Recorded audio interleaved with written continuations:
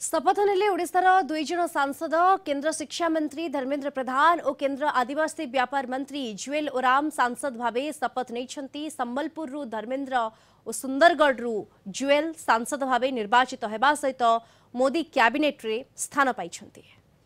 मु धर्मेंद्र प्रधान लोकसभार सदस्य रूपे निर्वाचित होई ईश्वर नाम शपथ करुअछि जे मु विधि द्वारा स्थापित भारतर संविधान प्रति श्रद्धा और निष्ठा रखिबी।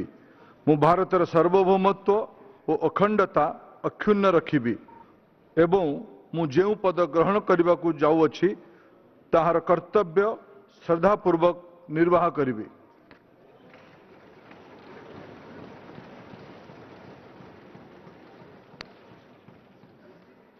मु जुएल ओराम लोकसभार सदस्य रूपे निर्वाचित होई ईश्वरंक नामरे शपथ करुअछि जे मु विधि द्वारा स्थापित भारतर संविधान प्रति श्रद्धा और निष्ठा रखिबी।